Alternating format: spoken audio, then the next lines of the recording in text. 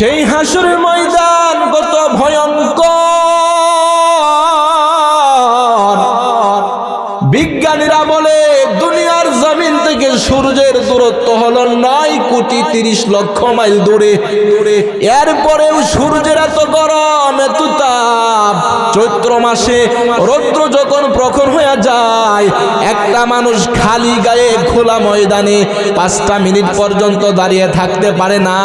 মনে হয় মাথার চান্দি ফেটে যাচ্ছে, কলিজা পর্যন্ত শুকায় যায়। কথা কোন ঠিক কিনা? কিন্তু হাসরের ময়দান কত ভয়ঙ্কর।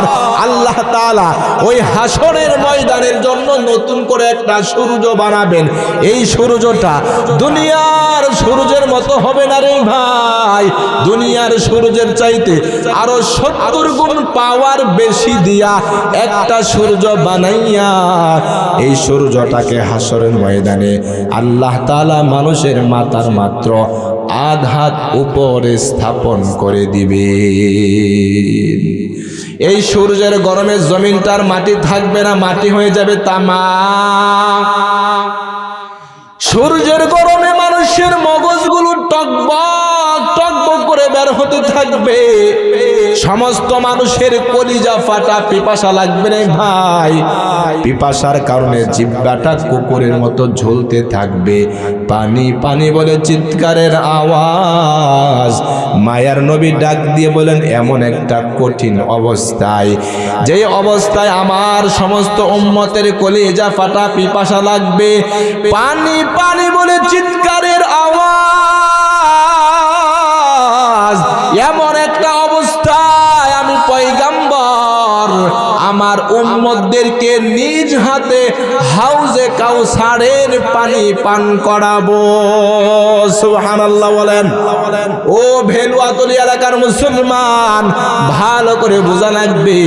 মায়ার নবী বলেন, আল্লাহ তাআলা আমাকে যে হাউজে কাউসারের পানি দান করেছেন, এই হাউজে কাউসারের পানি কেমন জানো? নবী বলেন, হাউজে কাউসারের পানির গুণ হলো মোট 5টা। সুনান তিরমিজির 2477 নম্বর হাদিসের বর্ণনা। মায়ার নবী ডাক দিয়া বলেন, 1 নাম্বার, মাউহু আশাদ্দু বায়াদাম মিনাল লাবানি, বলে দুধ যেমন সাদা, দুধের চাইতে অধিক পরিমাণে সাদা হবে হাউজে কাউসারের পানি। পৃথিবীতে কেউ স্থায়ী হয় না,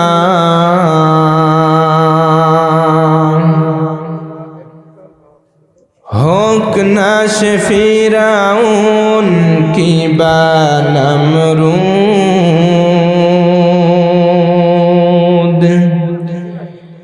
কেউ ভবে চিরকাল রয় না, পৃথিবীতে কেউ স্থায়ী হয় না,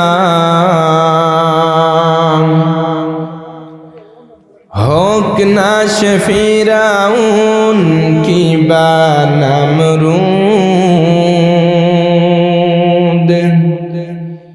কেউ ভবে চিরকাল রয় না। কথা বলেন ঠিক কিনা? চলে যাই সব ছেড়ে যেতে হয়,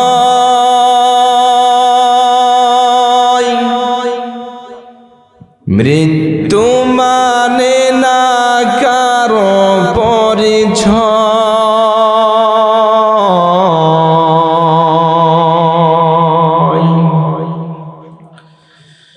চলে যাই সব ছেড়ে যেতে হয়,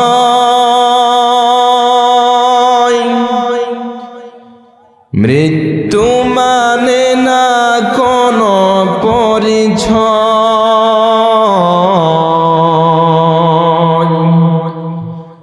সব রাজা মহারাজা আর মহাবীর, সব রাজা মহারাজা আর মহাবীর কাউকে সে অবকাশ দেয় না, পৃথিবীতে কেউ স্থায়ী হয় না। হোক না সে ফিরাউন কিবা নমরুদ, কেউ ভবে চিরকাল রয় না। अल्हम्दुलिल्लाह।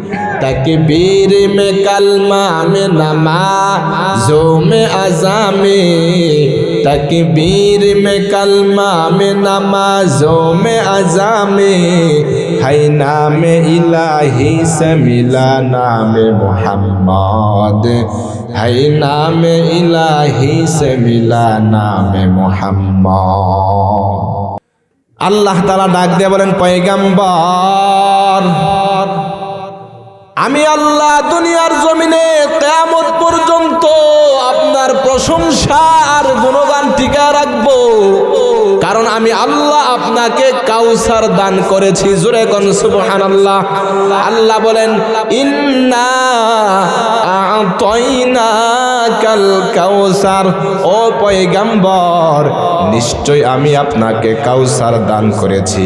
এই কাউসার শব্দের শাব্দিক অর্থ হলো আল খৈরুল কাসীর, মানে অজস্র অসংখ্য অগণিত কল্যাণ দান করেছি। আল্লাহ বলেন, নবী আমার আমি যদিও আপনার পুত্র সন্তানদেরকে দুনিয়ার জমিনে জীবিত রাখি নাই, কিন্তু আমি আল্লাহ আপনাকে কাউসার দান করেছি। কাউসার মানে আপনাকে অগণিত কল্যাণ দান করেছি।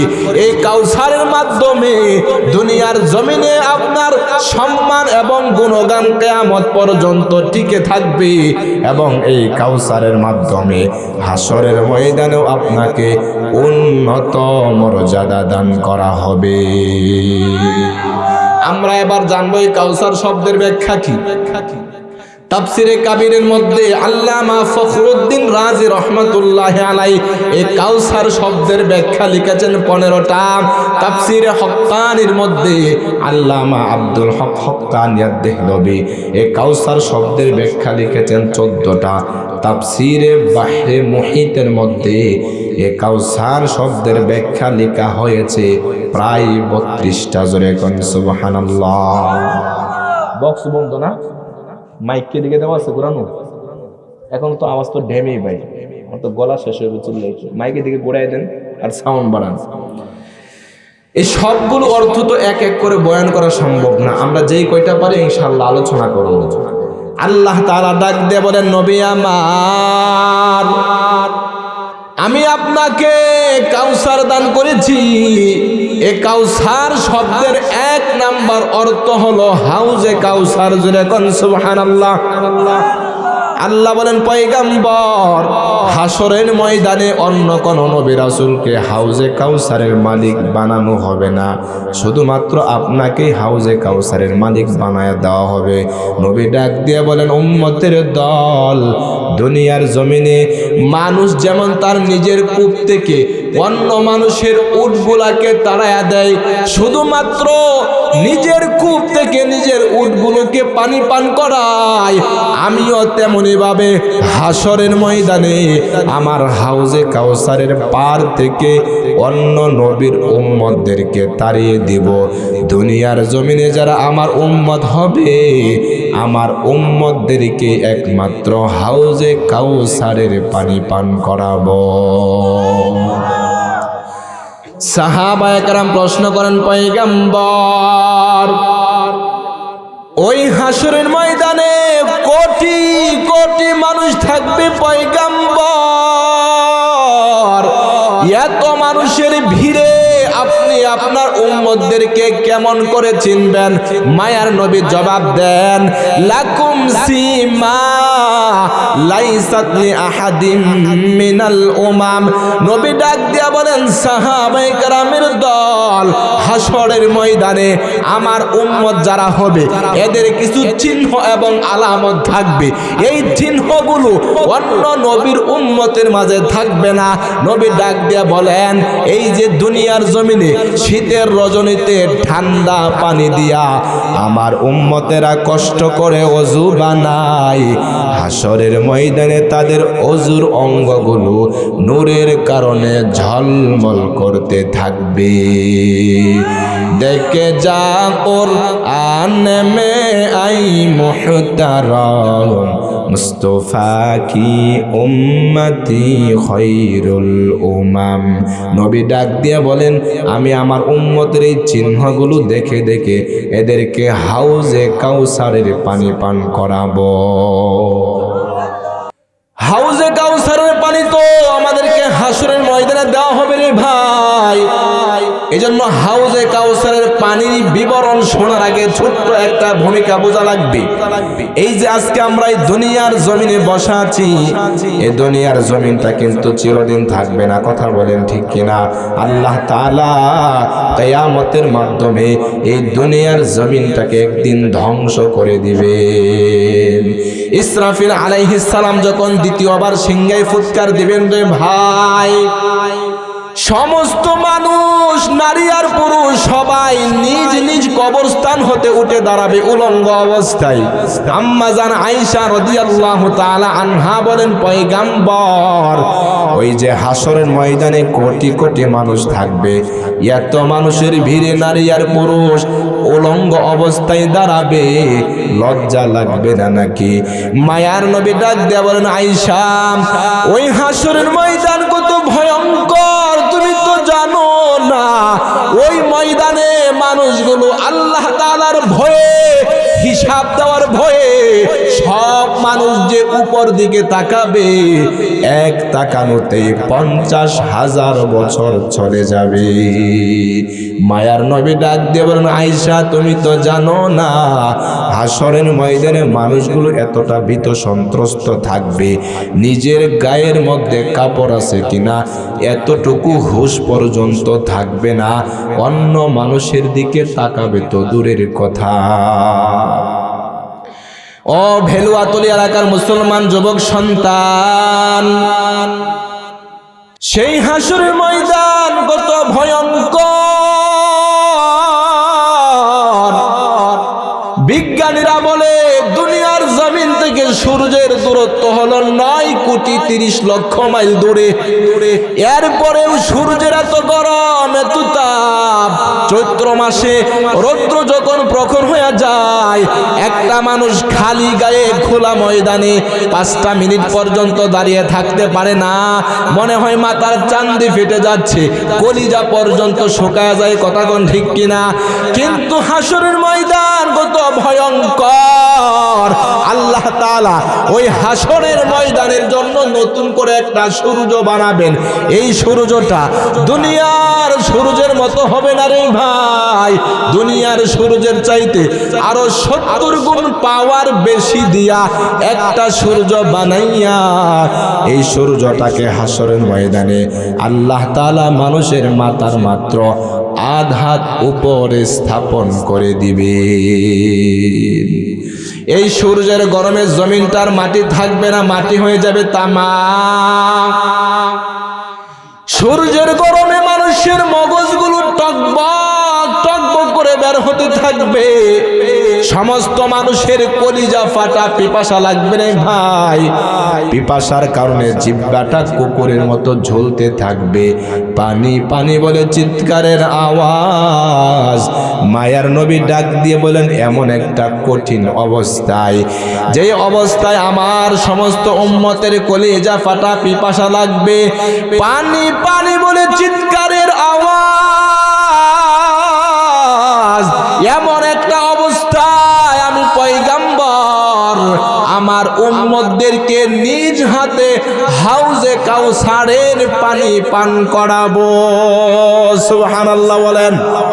ও ভেলুয়াতলী এলাকার মুসলমান, ভালো করে বোঝা লাগবে। মায়ার নবী বলেন, আল্লাহ তাআলা আমাকে যে হাউজে কাউসারের পানি দান করেছেন, এই হাউজে কাউসারের পানি কেমন জানো? নবী বলেন, হাউজে কাউসারের পানির গুণ হলো মোট 5টা। সুনান তিরমিজি তিরমিজির 2477 নম্বর হাদিসের বর্ণনা। মায়ার নবী ডাক দিয়া বলেন, 1 নাম্বার মাউহু আশাদ্দু বায়াদাম মিনাল লাবানি, বলে দুধ যেমন সাদা, দুধের চাইতে অধিক পরিমাণে সাদা হবে হাউজে কাউসারের পানি। 2 নাম্বার ওয়া আহলা মিনাল আসালি, মধু যেমন মিষ্টি, মধুর চাইতে অধিক পরিমাণ মিষ্টি হবে হাউজে কাউসারের পানি। সুবহানাল্লাহ বলেন। 3 নাম্বার হলো ওয়া রিহুহু আতয়াবু মিনাল মিসকি, বলে মিশকে আম্বরের গ্রান যেমন আমার হাউজে কাউসারের পানির গ্রান মিশকে আম্বরের চাইতেও আরো বেশি সুগ্রান। 4 নাম্বার গুণ হলো প্রতিটা উম্মতকে আলাদা আলাদা গ্লাস দেওয়া হবে রে ভাই।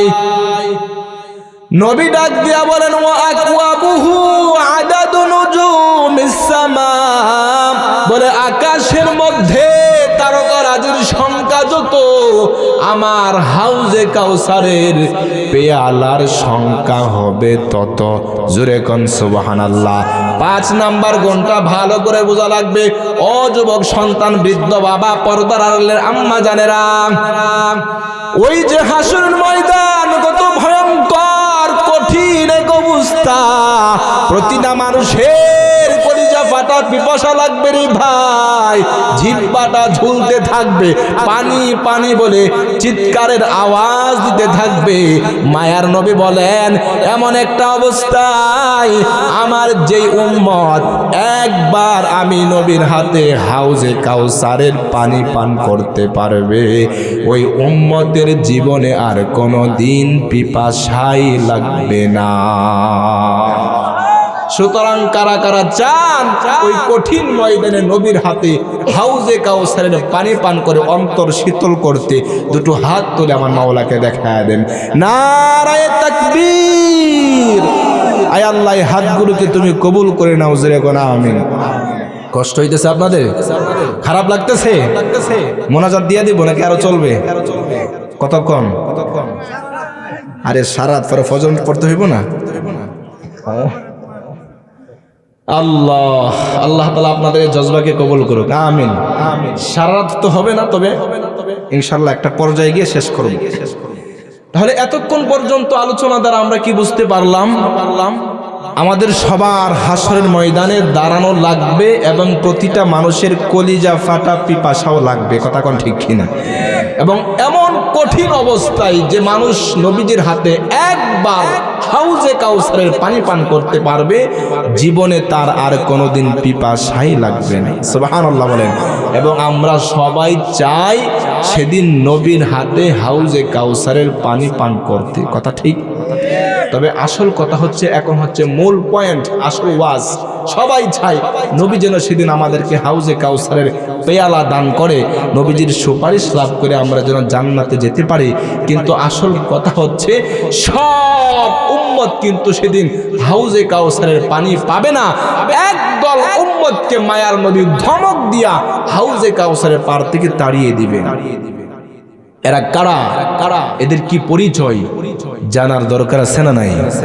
এবং কোন আমল করলে সেই কঠিন হাসরের ময়দানে আমাদের হাউজে কাউসারের পানির পেয়ালা নসিবে হবে এবং নবীজির সুপারিশও লাভ করতে পারবো, সেই আমলটাও জানার দরকার আছে না নাই? জানবো, মরণ পর্যন্ত আমল করব। রাজি আছি সবাই? আল্লাহ সকলকে কবুল করুক, বলি আমিন। এবার আমরা জানবো নবীজি কোন কারণে একদল উম্মতকে ধমক দিয়া তাড়াই দিবেন। ওরা কারা? সহিহ বুখারীর 6212 নম্বর হাদিসের বর্ণনা, সহিহ মুসলিমের 2290 নম্বর হাদিস। নবী বলেন, ওই কঠিন হাসরের ময়দানে যখন আমার প্রতিটা উম্মতের কলিজা ফাটা পিপাসা লাগবে, তখন আমি নবী আমার উম্মতদেরকে হাউজে কাউসারের পানি পান করাতে থাকব। আর আমার উম্মতের দলেরা দলে দলে সিরিয়ালে সিরিয়ালে আমি নবীজির কাছে আসতে থাকবে। আল্লাহর নবী বলেন, এমন সময় লা ইয়ারিদান্না আলাইয়া আকওয়াম, লা ইয়ারিদান্না আলাইয়া আকওয়াম এমন সময় আমার উম্মতের একটা দল আমি পয়গাম্বরের কাছে আসবে হাউজে কাউসারের পানি পান করার জন্য। নবী ডাক দিয়া বলেন আরিফুহুম ওয়া ইয়ারিফুনানি, আমি এদেরকে দেখে চিনে ফেলবো, এরা আমার উম্মতের দল, ওরাও আমাকে দেখে চিনবে, আমি তাদের পয়গাম্বর। এমন সময় আমি দয়ার নবী, মায়ার নবী, আমার এই উম্মতদেরকে তাকায় দেখবো, এদের কলিজা ফাটা পিপাসা লেগেছে, আমি চাইলাম এদেরকে হাউজে কাউসারের পানি পান করাইয়া এদের অন্তরটাকে একটু শীতল করতে। কিন্তু ঠিক এমন সময় সুম্মা ইউহালু বাইনি ওয়া বাইনাহুম, এমন সময় এই উম্মতের দল আর আমি পয়গাম্বরের মাঝখানে একটা দেওয়াল তৈরি করে ফেলবেন। আল্লাহ তাআলা এই উম্মতদেরকে আমি নবীর কাছ থেকে আড়াল করে ফেলবেন, আমি আর এদেরকে হাউজে কাউসারের পানি পান করাইতে পারলাম না। মায়ার নবী ডাক দিয়া বলবেন, ও আল্লাহ, ইন্নাহুম মিন্নি, এই মানুষগুলো তো আমার উম্মতের দল, আয় আল্লাহ এরা আমার উম্মত, আমি চাইলাম এদেরকে হাউজে কাউসারের পানি পান করাইতে, আল্লাহ তুমি কেন দিলা না? নবী বলেন, তখন আমাকে ডাক দিয়া বলা হবে, ফাইকালু ইন্নাকা লা তাদরি মা আহদাসু বাদাক, বলা হবে পয়গাম্বর, যেই মানুষগুলোকে আপনি হাউজে কাউসারের পানি পান করাতে চাইলেন, যেই মানুষগুলোকে আপনি আপনার উম্মত মনে করেছেন পয়গাম্বর, এই মানুষগুলো তো আপনার উম্মত না। ও পয়গাম্বর, আপনার ইন্তেকালের পর এই মানুষগুলো আপনার আদর্শ মোতাবেক চলে নাই, এরা আপনার সুন্নত গ্রহণ করে নাই, এরা আপনার শরীয়ত মোতাবেক চলে নাই, আপনার শরীয়ত বাদ দিয়া এরা মন গড়া ভণ্ডামি বিদআত আমল করেছিল। ও পয়গাম্বর, এরা আপনার আদর্শ বাদ দিয়া পশ্চিমা ইহুদি খ্রিস্টানদের আদর্শ আর মতবাদ গ্রহণ করেছিল। মায়ার নবী ডাক দিয়ে বলেন, এই কথা শোনার পর আমি নবীর অন্তরে একটা রাগ এসে যাবে, আমি গুসা হয়ে যাব, তখন এদেরকে ধমক দিয়া বলবো, সুহকান সুহকান লিমান গায়্যারা বাদি। নবী ডাক দিয়া বলেন, আমি বলবো, ও নাফরমান গুনাহগারের দল, যারা আমার শরীয়তকে পরিবর্তন করেছো, যারা আমি পয়গাম্বরের সুন্নাহ আর আদর্শ মানো নাই, যাও যাও, আজকে তোমাদের কলিজা ফাটবে, কিন্তু এক ফোঁটা হাউজে কাউসারের পানি তোমাদের কপালে জুটবে না। জুরে কন্যা আউযুবিল্লাহ।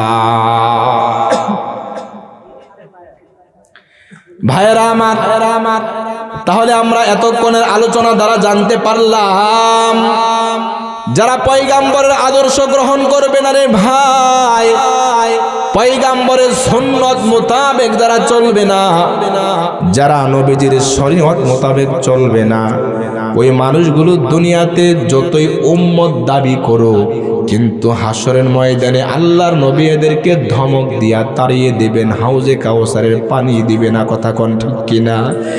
এখন আপনাদের প্রশ্ন হয়, হুজুর, তাহলে দুনিয়ার জমিনে কোন আমল করলে আমরা হাউজে কাউসারের পানি পাব?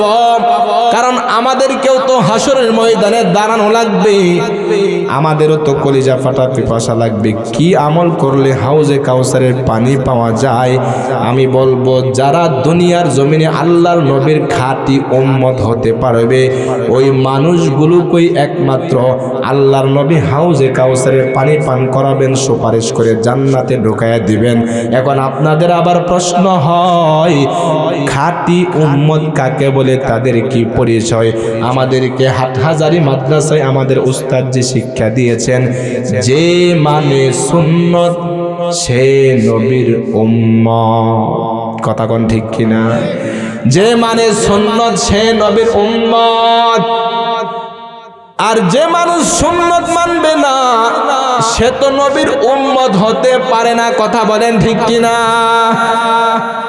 অথচ আমাদের সমাজে একদল লোক আছে যারা সুন্নতের ধারে কাছেও নাই, পয়গাম্বরের আদর্শ মোতাবেক চলে না, অথচ নিজেদেরকে বড় উম্মত বড় আশিকে রাসূল দাবি করে। কথা কোন ঠিক কিনা? আছে না নাই? আল্লাহর নবী কোনোদিন ঢোল বাজাইছেন নি? হ্যাঁ, অথচ একদল লোক আছে একতারা ঢোল তবলা নিয়া নবীর শানেই গান গায় আর নিজেদেরকে নবীর বড় আশিক আর উম্মত দাবি করে। কথা কোন ঠিক কিনা? হ্যাঁ, কিন্তু সত্যিকার অর্থে যারা নবীর আশিক আর উম্মত হবে এরা কোনোদিন পয়গাম্বরের তরিকা বাদ দিয়া অন্য তরিকায় আমল করতে পারে না। কথা কোন ঠিক কিনা? নবীর আশিক ছিলেন আল্লামা কাসেম নানতুবি রহমাতুল্লাহি আলাইহি। কেমন নবীর আশিক, জীবনে কোনোদিন পয়গাম্বরের একটা সুন্নত ছাড়ে নাই। আল্লাহর ওলি কাসেম নানতুবি রহমাতুল্লাহি আলাইহি ওই দেওবন্দ মাদ্রাসা থেকে যাই মদিনায় নবীজির রওজা মুবারক জিয়ারত করার জন্য। কেমন নবীর আশিক, মদিনা থেকে 7 মাইল দূরে থাকতে পায়ের জুতাগুলো খুলে ফেলছে।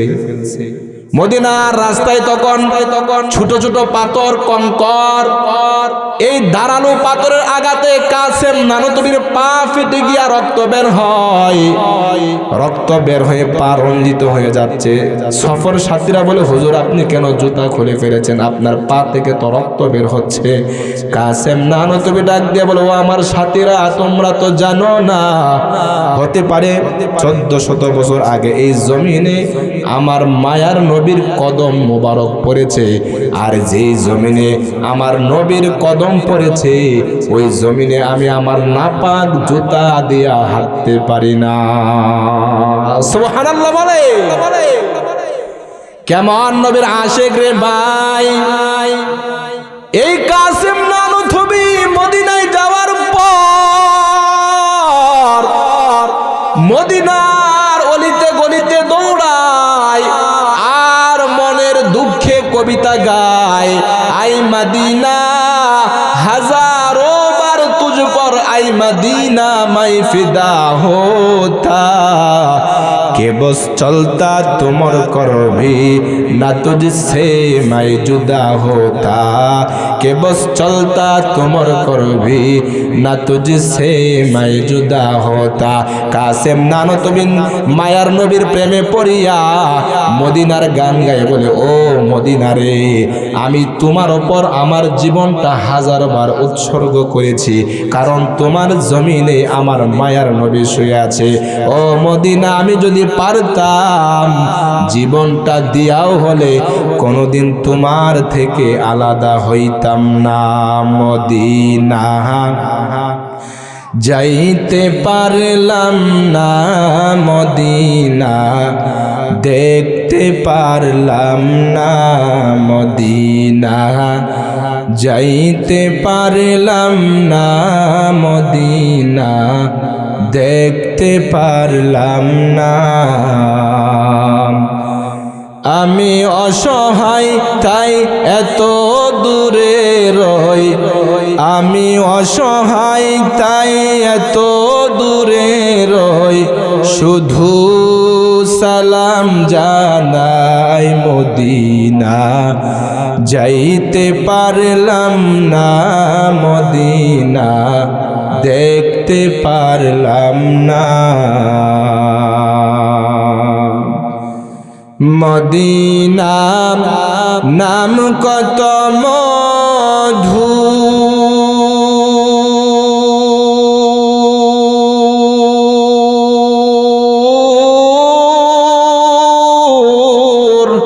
মদিনা আর যে কত দূর,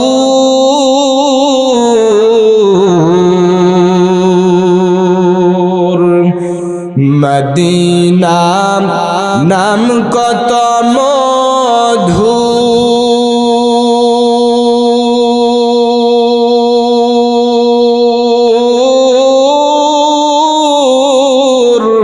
মদিনা আর যে কত দূর,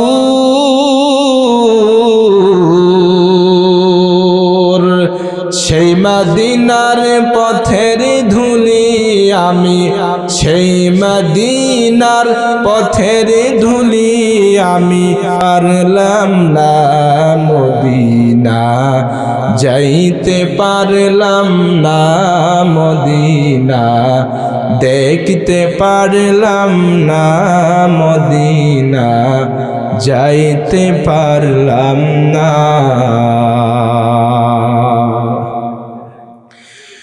আরবেরি পুবাল হাওয়া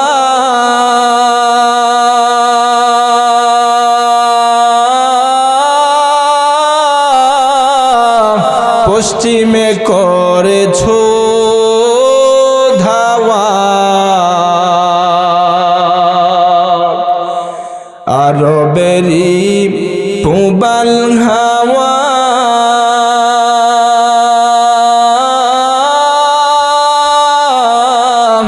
পশ্চিমে করেছো ধাওয়া এই গরিবের দুঃখী সালাম এই গরিবের দুঃখী সালাম পৌঁছে দিও মদিনায় মদিনা যাইতে পারলাম না মদিনা দেখতে পারলাম না মদিনায় যেতে চান কিনা মায়ার নবীর আশিক কাসেম নানুতুবি রহমাতুল্লাহি আলাইহি মদিনার অলিগলিতে দৌড়ায় আর মায়ার নবীর প্রতি অন্তরে মহব্বত নিয়ে কান্না করে আর বলেন উম্মীদি লাকু হে लेकिन बड़ी उम्मीद ए हाय के हो सगाने मदीना में मेरा नाम शुमार डाक दिया बोले আমার অন্তরে তো লক্ষ লক্ষ আশা আছে আকাঙ্ক্ষা আছে তবে সবচাইতে বড় আকাঙ্ক্ষা হইল আমি যদি আমার নামটা যদি মদিনার অলি গলির কুকুরদের নামের মধ্যে আমার নামটাও যদি শামিল থাকতো সুবহানাল্লাহ বলে আমার যুবক ভাইরাম অথচ আমরাও তো নবীর আশিক নবীর উম্মত দাবি করি ভাই অথচ পয়গম্বরের সুন্নাত মোতাবেক আমরা চলতে পারি না ও যুবক ভাই গো অথচ তোমার মতো কত যুবক সন্তান এই দুনিয়ার জমিন থেকে বিদায় হয়ে গেছে তার জীবনটা দিয়া দিছে এরপরেও আল্লাহর নবীর একটা সুন্নাত ছাড়ে নাই মায়ার নবীর একজন সাহাবীর নাম ছিল হযরত আব্দুল্লাহ বিন হুযাফা সাহমি রাদিয়াল্লাহু তাআলা আনহু ওমর রাদিয়াল্লাহু তাআলা আনহুর জামানায় রোম সম্রাটের সাথে মুসলমানদের যুদ্ধ হয় ওই যুদ্ধে মুসলমানদের 80 জন সৈনিককে রোমের বাদশা বন্দী করে নিয়ে যায় ওই 80 জন সাহাবীর মধ্যে আল্লাহর নবীর একজন সাহাবীর নাম ছিল যুবক সাহাবী আব্দুল্লাহ ওই 80 জন সাহাবীর মধ্যে সে ছিল সরদার রোমের বাদশা নবীর সাহাবী আব্দুল্লাহর কাছে গিয়ে বলে ও নবীর সাহাবী আব্দুল্লাহ আমি তোমার কাছে একটা প্রস্তাব রাখবো যদি তুমি আমার প্রস্তাবটা মেনে নাও আমি তোমাকে বিশাল বড় বড় 3টা পুরস্কার দিয়া দিব নবীর সাহাবী আব্দুল্লাহ ডাক দিয়ে বলে রোমের সম্রাট কি তোমার প্রস্তাব আর কি তোমার পুরস্কার রোমের বাদশা বলে আগে পুরস্কারগুলো শুনে নাও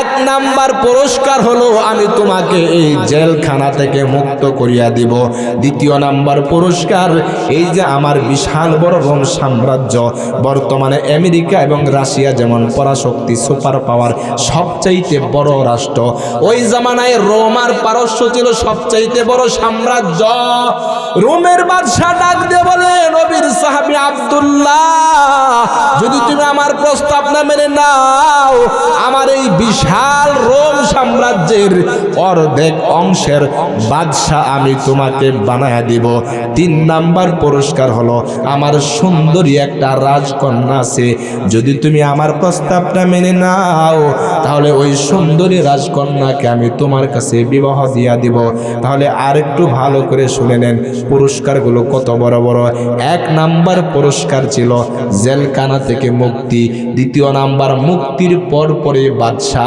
3 নাম্বার রাজকন্যার স্বামী হতে পারবে। এবার বাদশা ডাক দিয়ে বলে প্রস্তাবটা শুনে নাও। প্রস্তাব হলো নবীর সাহাবী আব্দুল্লাহ, তুমি তোমার নবী যেই কালিমা পড়ে মুসলমান হইছো ওই কালিমাটা একটু পরিবর্তন করিয়া এই মুহূর্তে খ্রিস্টান হয়ে যাওয়া লাগবে। জোরে কন্যা নাউযুবিল্লাহ। মায়ার নবীর সাহাবী আব্দুল্লাহ ডাক দিয়া বলেন, ও রোমের বাদশাহ, কি মনে করেছো আমি আমার নবীর কালিমা ছাড়ব তো দূরের কথা, এই রোমের বাদশাহ আমি আমার পয়গম্বরের একটা সুন্নত ছাড়তে রাজি না। সুবহানাল্লাহ বলে। রোমের বাদশার মেজাজ তো গরম হয়ে গেছে।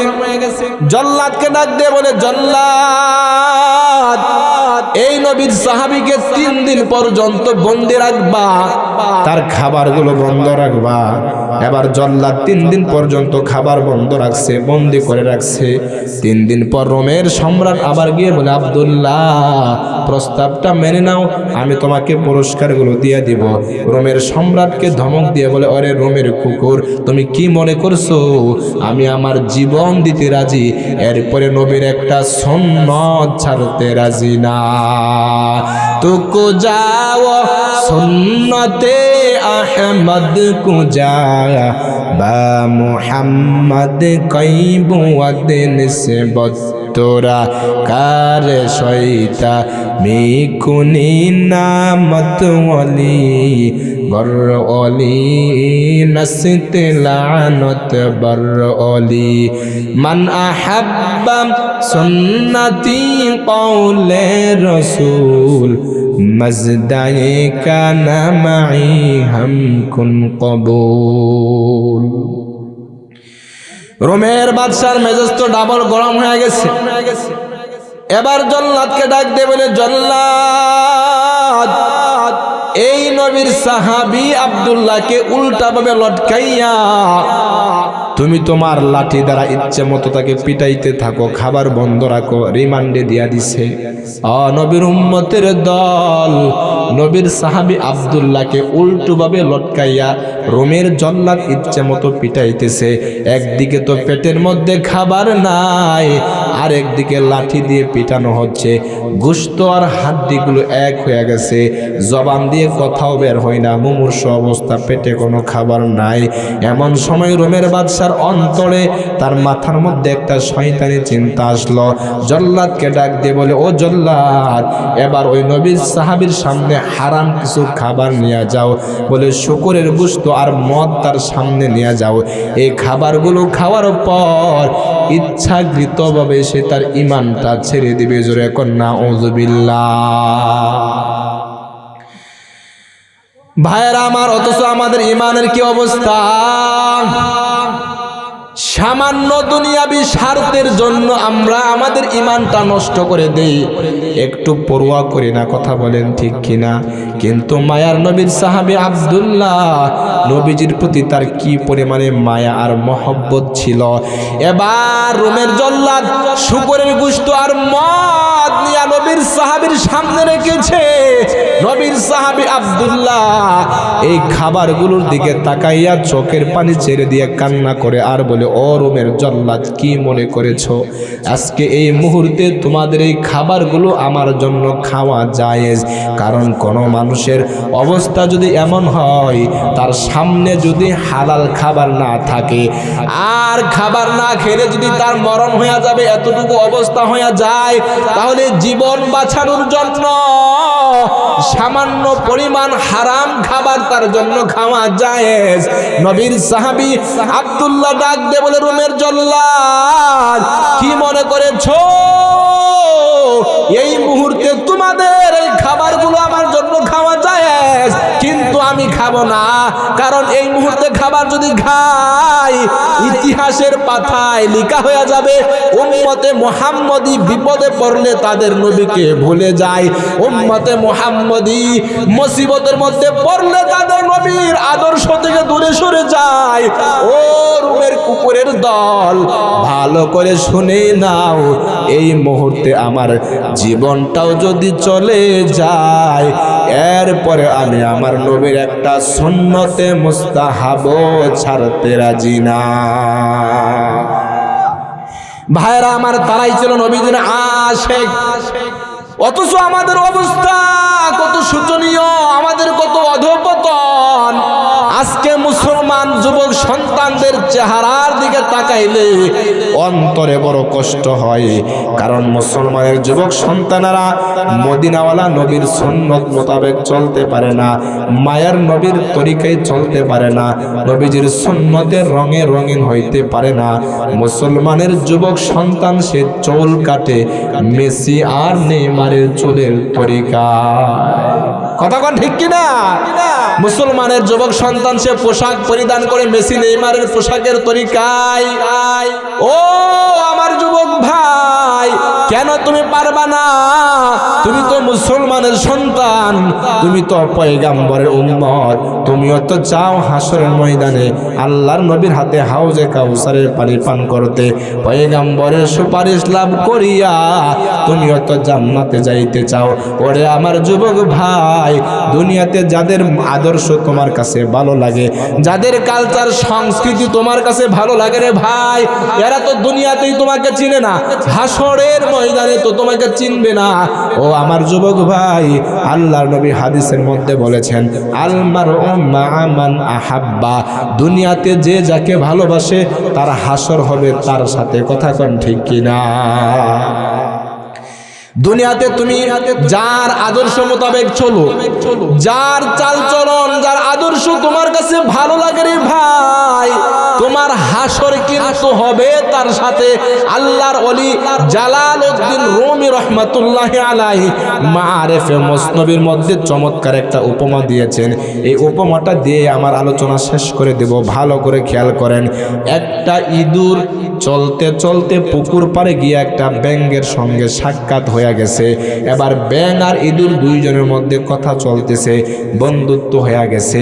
প্রতিদিন একটা টাইমে ইঁদুর পুকুর পাড়ে চলে আসে, ব্যাঙ পানির নিচ থেকে উপরে আসে, দুই বন্ধুর মধ্যে দেখা হয়, সাক্ষাৎ হয়, কথা হয়। হঠাৎ করে একদিন ইঁদুর ডাক দিয়ে বলে, বন্ধু ব্যাঙ, আমার যখন তোমাকে দেখতে মন চায় আমি তখন তোমাকে দেখতে পারি না, সুতরাং একটা পন্থা অবলম্বন করা দরকার, যে পন্থা অবলম্বন করলে আমার যখন তোমাকে দেখতে মন চায় তখন আমি তোমাকে দেখতে পারবো। ব্যাঙ ডাক দিয়ে বলে, কি করতে চাও? ইঁদুর বলে, বিশাল লম্বা একটা রশি হবে, রশির এক মাথা আমার পায়ে বাঁধা থাকবে, আরেক মাথা তোমার পায়ে বাঁধা থাকবে। ব্যাঙ ইঁদুর বলে, আমার যখন তোমাকে দেখতে মন চাই ওই প্রেমের রশি ধরে হালকা করে একটা মিসকল দিমু, মানে টান দিমু, তুমি বুঝতে পারবা তোমাকে দেখতে মন চাইতেছে, পানির নিচ থেকে উপরে চলে আসবা, বাস দেখা হবে, কথা হবে। ব্যাঙ প্রথমে মনে মনে ভেবেছিল এই পন্থা অবলম্বন করলে যে কোনো সময় বিপদ ঘটতে পারে। কথা কোন ঠিক কিনা? কারণ ব্যাঙ আর ইঁদুরের জাত ভিন্ন। এরপরেও ব্যাঙ বন্ধুত্বের খাতিরে মেনে নিছে, বিশাল লম্বা একটা রশির ব্যবস্থা করে। এটা একটা উপমা, ভালো করে বুঝবেন। বিশাল লম্বা একটা রশির ব্যবস্থা করে, এক মাথা ইঁদুরের মাথা পায়ের মধ্যে, আরেক মাথা ব্যাঙের পায়ের মধ্যে। বাস কয়েকদিন যাবৎ এইভাবে তাদের দুইজনের মধ্যে দেখা সাক্ষাৎ চলতেছে। যখন দেখতে মন চাই রশি ধরে টান দেয়, ব্যাঙ পানির নিচ থেকে উপরে চলে আসে। হঠাৎ করে আকাশের চিল একদিন ইঁদুরকে থাবা দিয়ে আকাশে নিয়ে গেছে। যেই মাত্র ইঁদুরকে থাবা দিছে, পায়ের মধ্যে তো প্রেমের রশি বাঁধা, রশির মধ্যে জোরে একটা লাগছে টান। পানির নিচ থেকে ব্যাঙ মনে মনে ভাবতেছে, আজকের বন্ধুর মনে হয় বেশি ভালোবাসা জাগছে, এই জন্য জোরে জোরে টান। কথা কোন ঠিক কিনা? কিন্তু এক টানে যেই মাত্র পানির নিচ থেকে উপরে চলে আসছে, ব্যাঙ তাকায় দেখে তার বন্ধু ইঁদুর চিলের শিকার হয়ে গেছে, মরণ ছাড়া আর কোনো উপায় নাই। কথা কোন ঠিক কিনা? আফসোস, শত আফসোস করে কোনো লাভ নাই, কোনো লাভ নাই। ভাই। ব্যাং বলে, আরে কেন আমি আমার জাতি ছাড়িয়া ভিন্ন জাতির সাথে সম্পর্ক করতে গেলাম? আজকে তার সাথে প্রেমের রশি বাঁধা থাকার কারণে, সে মৃত্যু মুখে পতিত হওয়ার কারণে আমারও মনে লাগতেছে। ও আমার যুবক ভাই, আমিও তো এইটাই বলতে চাই, দুনিয়ার জমিনে তুমি যার আদর্শ গ্রহণ করবা, তুমি যদি ইহুদি খ্রিস্টানদেরকে আদর্শ হিসেবে গ্রহণ করে রে ভাই, এদের চাল চলন পোশাক এদের মতো যদি তুমি জীবনটাকে চালাও, ওরা যাবে জাহান্নামে। এদের আদর্শ মানার কারণে তুমিও যাইবা জাহান্নামে। আর যদি দুনিয়ার জমিনে মায়ার নবীর সুন্নাত মোতাবেক চলতে পারো রে ভাই, আল্লাহর নবীর আদর্শ গ্রহণ করো রে ভাই, নবী যাবে জান্নাতে।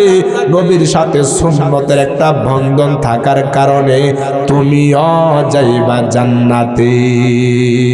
আই বেরাদর দোরে বাসাজ ইয়ারে বদ বদ তর বুয়াদ